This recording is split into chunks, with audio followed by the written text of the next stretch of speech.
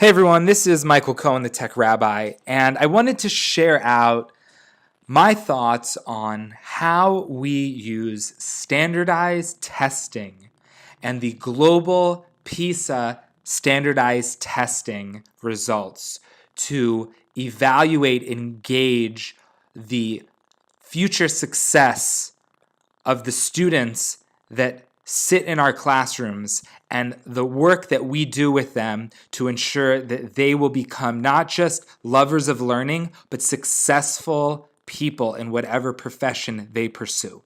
So I'll start with the PISA results from 2015.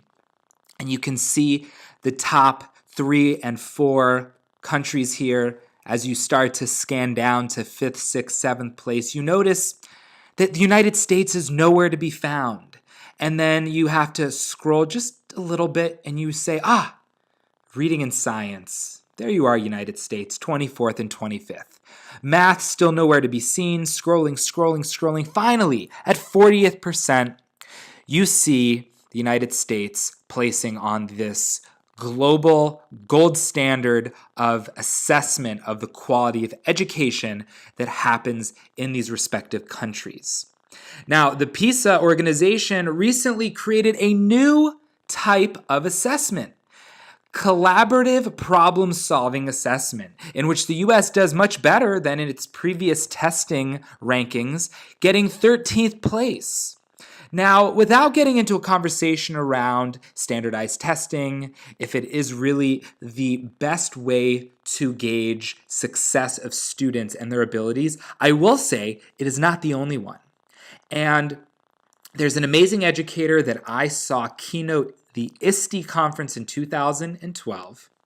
His name is Yong Zhao, and he literally blew my mind because he made a few statements in the beginning of his keynote, which you can actually Google or search on YouTube and find the ISTE 2012 keynote. And what he says there is that the success in the reading, science, and maths should not be a national mission. And we should not have an emphasis on these standardized tests because this should simply be the foundation that we expect our students to succeed in these fundamental literacies.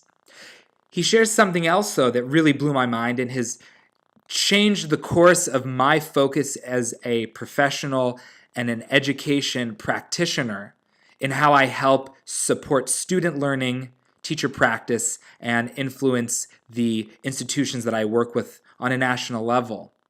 And that is the patent submissions in the country. Here's the Wikipedia article for patent. For those that are not familiar with what a patent is, as I've highlighted here in the definition, is the submission of documentation to a patent office in a respective country that shows that you have been granted the authority over something that you've invented, something that is new, useful, non-obvious process, machine, article of manufacture. If you follow technology news, you will see that Samsung and Apple take turns suing each other over patent infringement. And I thought it was pretty powerful. So I looked up on the World Intellectual Property Organization that takes all the patent filings and grant applications where the application for the patent is actually granted. And I took all of the successful countries on the PISA test, and then I threw in the United States for good measure, and I found something pretty amazing. I looked at the 10-year window from 2005 to 2015 of the applicant's national origin. That is how the data that you see here is gauged. And you see something very interesting. While the United States does not place first in the amount of filings that are granted based off of the applicant's origin, they do make a significant dent in that space. And I think it is very important for us to understand that it isn't just the ability for us to answer questions and recall information, but it's about how we apply that information.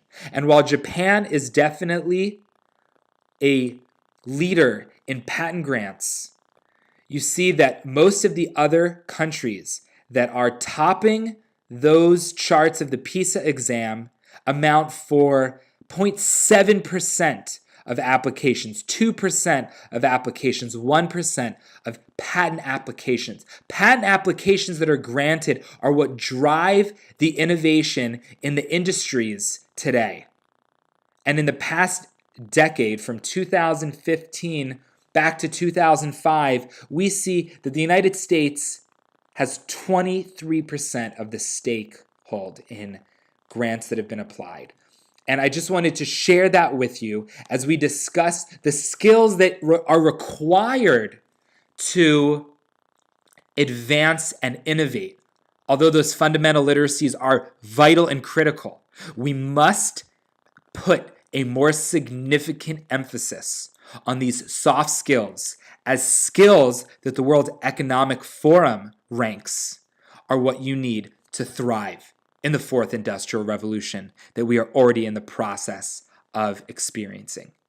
Thank you for listening.